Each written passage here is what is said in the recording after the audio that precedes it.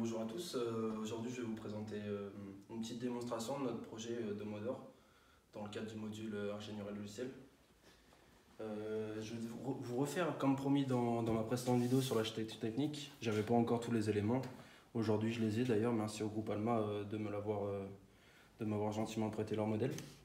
Donc comme je disais dans ma précédente vidéo, au niveau de l'architecture technique on a donc deux moteurs, ici et là, la porte ici, qui peut s'ouvrir, enfin on va voir après quand je vais faire la démonstration.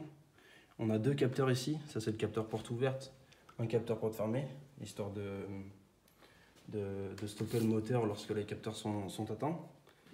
Donc voilà comment l'application quand on la déroule, comment se présente l'écran d'accueil. Il faut rentrer l'adresse MAC du contrôleur EV3. Là on peut voir que j'ai déjà lancé le programme. Bon, il est en attente. Et comme vous pouvez voir ici, je ne sais pas trop si vous arriverez à voir avec la lumière, il y a marqué bonjour Frabert Collin.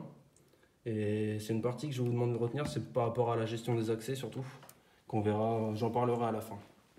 Donc l'application c'est 5 boutons, le bouton ouverture, fermeture, le bouton d'urgence, le bouton reprise clé et le bouton pour quitter à la fin. Donc je vais commencer directement. Quand j'appuie sur le bouton ouverture, tout simplement la porte s'ouvre. Une fois les capteurs atteints, on peut voir les moteurs sont arrêtés. Si je mets fermeture, la porte se ferme également. On peut également recliquer sur le bouton fermeture afin de mettre en pause la porte. C'est-à-dire qu'elle est en pause, aucun capteur sont touchés pour l'instant. Je vais la fermer entièrement. De même, si par exemple j'ouvre la porte et je clique sur le bouton urgence, ça c'est un problème, c'est un problème d'état en soi. Donc lorsque je vais cliquer sur reprise clé, la porte va reprendre dans l'état à laquelle elle a été arrêtée. C'est-à-dire que je clique sur reprise clé, on a pu voir que la porte était en ouverture.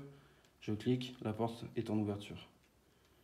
Ensuite, une des exigences fonctionnelles, c'était qu'une fois l'application quittée, par exemple si je vais quitter l'application, 3 minutes après, la porte se ferme.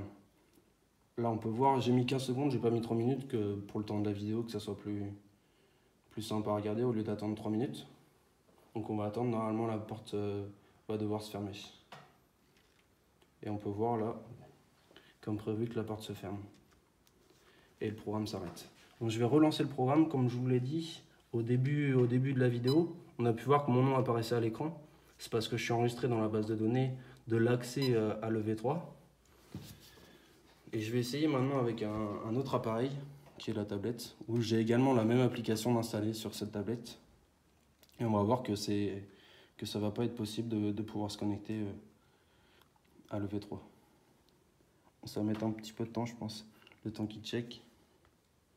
On va avoir un pop-up en fait qui va nous dire que c'est impossible parce que cette tablette n'est pas enregistrée dans mon fichier de configuration de l'EV3. Bon, c'est un petit peu long. Regardez, impossible de se connecter à cette adresse. Donc voilà, c'était ma petite vidéo de ma présentation de Modor. Si vous avez des questions, n'hésitez pas à utiliser l'espace commentaire. Je mettrai également en description le lien du code source, le lien du GitHub, pour que vous puissiez regarder. Donc je vous remercie de m'avoir regardé, de m'avoir écouté. Et on se retrouve pour un autre projet.